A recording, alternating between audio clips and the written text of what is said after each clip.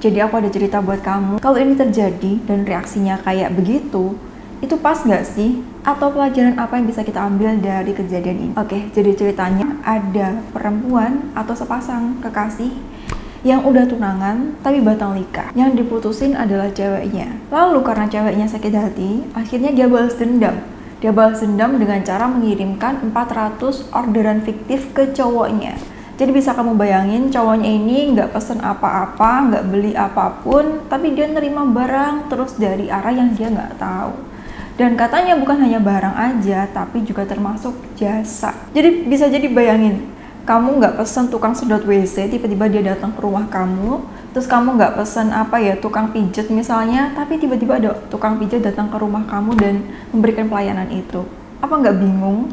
Dan ini nggak cuma terjadi ke 1, 2, 3 ya, tapi sampai 400 barang tadi plus beberapa jasa.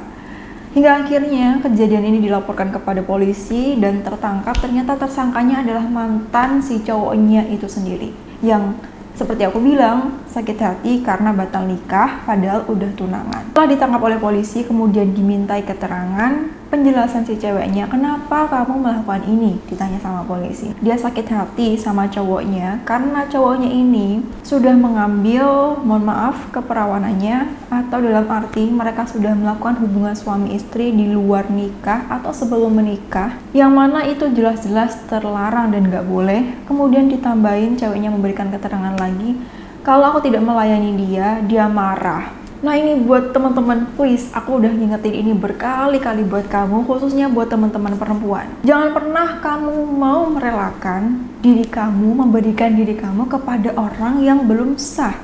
Entah dengan alasan apapun itu, entah dengan atas nama cinta, atau bujuk rayu semacamnya, itu nggak bener. Dia bilang cinta sama kamu itu bohong. Mana ada orang yang cinta sama kamu tapi malah merusak. Itu hanyalah tipuan belaka. Kamu dibohongin, itu PHP teman-teman.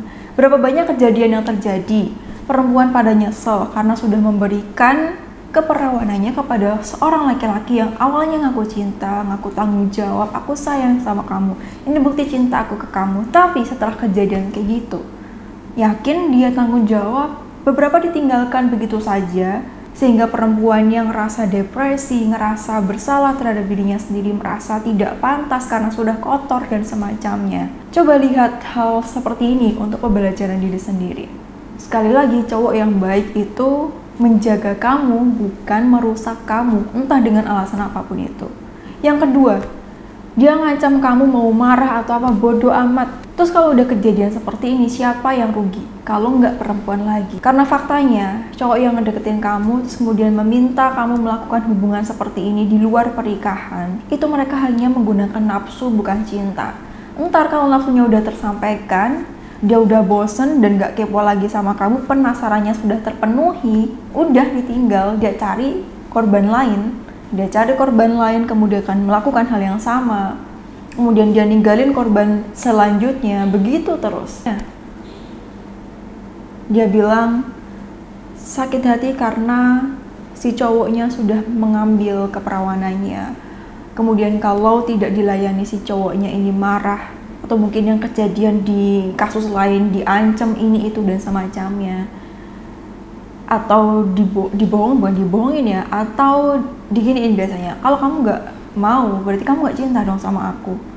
Bodo amat, itu bukan cinta teman-teman, itu nafsu. Dan cara untuk mengantisipasi hal ini adalah kamu perhatikan circle-nya. Kamu perhatikan circle pertemanan kamu perhatikan lingkup pertemanan cowok yang ngedeketin kamu tuh seperti apa, karena lingkungan ini sangat-sangat berpengaruh.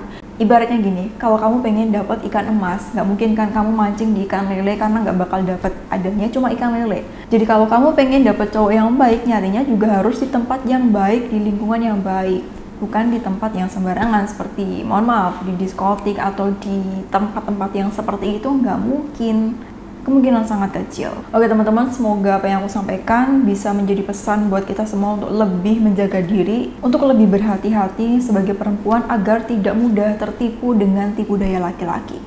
Karena siapa aja tuh bisa ngasih janji ke kamu, tapi tidak semua orang itu bisa menepati. Siapapun bisa membuat janji dan omong kosong, tapi nggak semua orang mampu untuk menepati itu. Jadi yang pasti-pasti aja, kalau dia memang serius sama kamu, dia bakal nikahin kamu, bukan malah merusak kamu dengan janji-janji palsu yang diungkapin sama dia. Sampai jumpa di video selanjutnya bersama aku Devi Puspita. Wassalamualaikum warahmatullahi wabarakatuh. Jaga diri kamu karena kamu berharga dan kamu berhak untuk bahagia.